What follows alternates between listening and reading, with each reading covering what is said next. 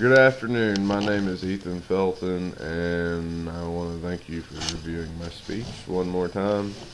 Ryan's over here, if you can see him. I think you can see him somewhere. Dad's in the kitchen, I guess. He's right there.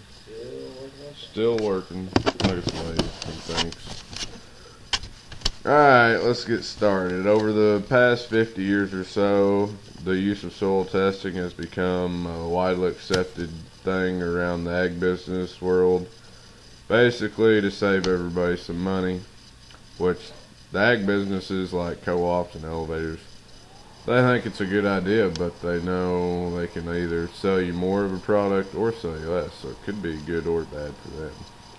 But the potential for increased yields and profits for farmers is the biggest thing that motivates us to go out and soil test and send them in and get our results. The soil test reports generally provide us with appropriate fertilizer recommendations for whatever crop you're going to grow. You just have to tell them what crop you want or what you want recommendations for, but it'll give you recommendations for amounts of nitrogen, phosphorus, and potassium, and limestone. The soil test will just basically give you amounts to apply, but too much fertilizer is basically a waste of time and money, and nobody likes wasting money. And there's also a risk when applying too much fertilizer because it can run off, and you've heard about in the news about there being poisoning in the water streams from all the nitrogen runoff, and it's just a common thing that's going to happen. Can't really help it. We can a little bit, but very little. But anyways, if you have too low, if you don't fertilize or under fertilize, you're basically wasting your money because you have potential for higher yields, and you're doing the same amount of work and just making less money. Additional benefits of soil testing is you can improve your crop maturity and quality. The crop can have higher tolerance to disease, drought, pest, and you can increase the growth and stand ability. Like this year when we had the tornadoes in Sedalia, basically all of our corn blew down, but they say if your soil fertility is correct and it's got all those ingredients and stuff it needs, that shouldn't happen, or it lessens the likelihood of that to happen.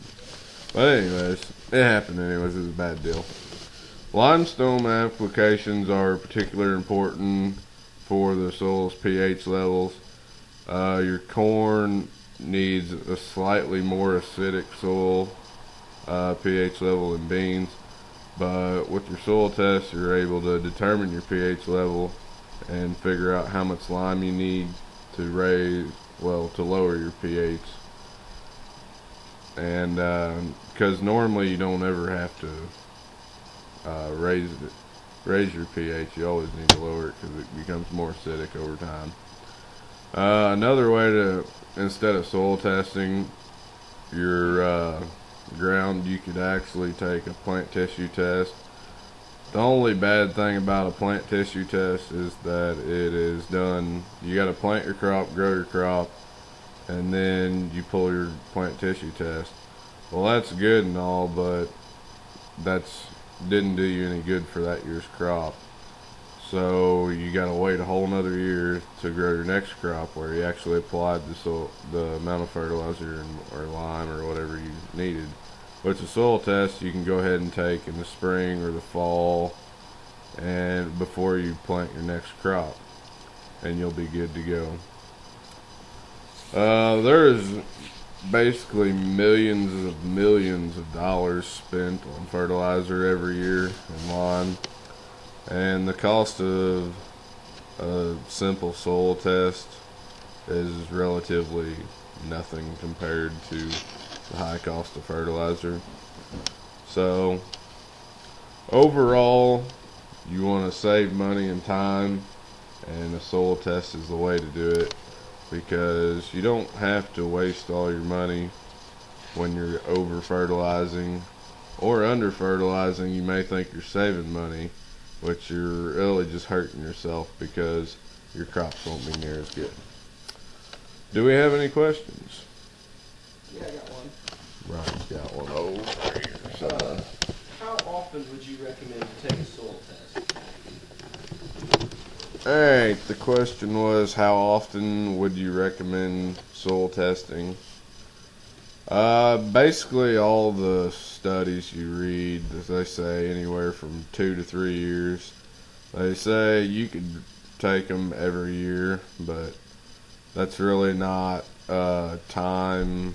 What's that word? Efficient. Time efficient to go out and soil test every year. They say every other year is good enough, or maybe even every 3 years, because as long as you're fertilizing the same, it's not going to change that quick between crops. Any other questions? All right. Thank you for viewing my speech, and we're signing out.